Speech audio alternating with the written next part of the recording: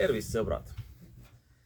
Olen mõelnud, et mis mina nüüd sellest pean rääkima, et tegelikult parem oleks, kui mõni teine räägib, näiteks ametis olev juhatuse liige, Märt Riiner, aga ilmselt ei räägi. Ja minu kohustus ikkagi, seisus kohustab, on seda rääkida. Et kes siis muu veel püüab inimeste huvisid kaitsta, kuigi võiks ju. Eesti Ühistu Energia. Et haldur mainis seal võlausaldajate üldkoosolekul 3. juulil, et selle väärtus on 0. Kuidas saab töötav ja tootev tuulepark 5 tuulikuga, mis aastas, võtke majandusaasta aruanded ette, mis seal viimati kätte saadavad on. Vähemalt 2,5 miljonit ju tuleb keskelt läbi aastas taastuvenergia toodangust ja võrku müümisest, elektrivõrku müümisest tulu. Lisaks veel Enefit maksab sealt, see sai omal ajal välja võideldud kompensatsiooni, kuna nad oma tuulikud liiga lähedale ehitasid. Nii et kui seda hakata nüüd 0 lähedase hinnaga realiseerima, siis sellega tehakse küll liikmetele kahju. Aga minu konkreetne ettepanek on see, mida tuleks kaaluda. Praegune pankrotitoimkond 3-liikmeline saab seda teha. Mõistlik mees, keda ma tean, teisi ma väga ei tea sealt, võib-olla ta on ka mõistlikud, Peeter Änilane, on see, et vahetada hoiulaenuühistusse energiahoiusena pandud hoiused, osakapital, umbes 1000 liiget on. Tartu hoiulaenuühistu bilansis 100% osalusena oleva siis Eesti Ühistu Energia osaluse vastu.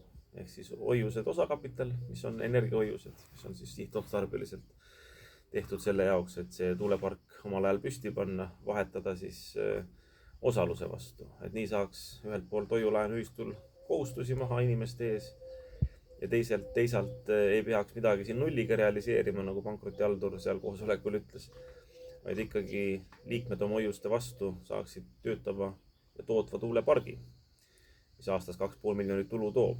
Eks sealt lähevad kulud ka maha, aga kulud kindlasti ei ole 2,5 miljonit, et need on ikkagi märgatavalt vähem. Ja miks seda ei saa müüa? Ma kardan, et mis siin tahetakse teha, on nagu see, et iga kuu tuleb tuulikuid hooldada. Seal on hooldusarved. Minu ajal oli koos käibemaksuga vist 15 000 eurot kuus. Materjalid lähevad juurde veel, vast teist sama palju aastas keskmiselt.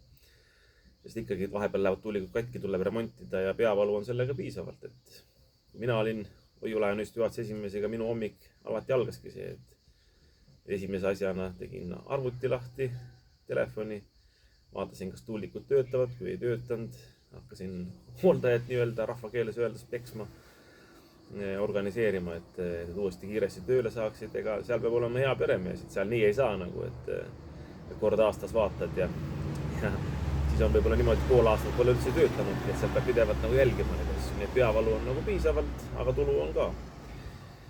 Nii et mida nad teha võivad praegu on see, et minge vaadake head energiahoiustajad, kas need tuulikud töötavad. Nad võivad niimoodi teha, et nad ei tee korralist hooldust. 2 korda aastas tuleb hooldust teha. Kui hooldust ei tee, lähevad remondikulud suureks.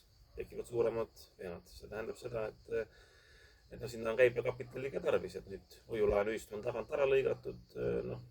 Aga mõistlik olekski ikkagi see, et liikmed ise selle käima panevad ja pealegi seal on toimiv juhatus. Eesti Ühistu Energia ju ei ole ettevõttena pankrotis, et seal on toimiv juhatus. Toimiv juhatus peab selle eest vastutama. Aga loomulikult kuskilt peavad tulema ka siis jooksvad, käibekapitali süstid selle jaoks, et oleks pikas plaanis võimalik tulu teenida. Sest kui nad seisma jäävad, siis põhimõtteliselt seal on see nüanss, et võrku müümise leping, seal ühel hetkel, kui nad pikalt kõik seisavad, kaob see võrku müümise õigus ära. Et ma siin väga detailidesse ei laskuks, ega vaenlased ka kuulavad seda ja ma ei taha kedagi õpetada vaenlase poole pealt. Tahaks just inimesi õpetada. Teine asi on see, et need hoonestusõigused on selle 54 aastaks, mis tähendab seda, et ega need ei ole ainult need tuulikud, kui nad töötavad, toodavad, ühel hetkel amortiseeruvad.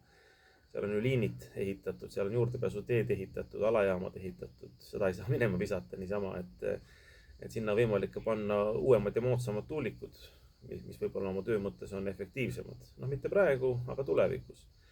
Ja sellepärast seda mingil juhul ei tohi müüa tuulepargina kui tootmisüksusena, vaid seda tuleb müüa ettevõttena kui müüa. Et just nimelt näiteks nagu see, et vahetada liikmete energiahoiused siis osaluse vastu Eesti Ühistusenergias. Sellepärast, et kui seda müüa tuulepargina lihtsalt, siis kaob seal ära võimalus liituda, siis tuleb liitumine uuesti osta. Et liitumine on just võimaldatud Eesti Ühistusenergiale kui ettevõttele. Et siin ma ka jällegi väga detailidesse ei laskuks. Et kui liikmete seast tuleb initsiatiiv seda minu ettepanekut tõsiselt kaaluda, siis ma olen nõus natukene nõustama selles osas, et võimalikult kasulikud kokkulepped tuleksid seal. Ja ma raha ei küsi selle eest. Et mina teen seda jätkuvalt missioonitundest. Mõni siin nagu liikmete kojas ja ei tea, kus on endal teenimisallika teinud. Mina ei teeks seda, aga ma ei taha, et halvad võidavad. Ma tahaks, et see asi oleks nii nagu alguses plaanitud inimeste jaoks, nagu omal ajal sai öeldud tuulepargi ehitamisel. Isalt pojale, emalt tütrele ja nii ta peaks olema. Nii et mõelge ja kaaluge.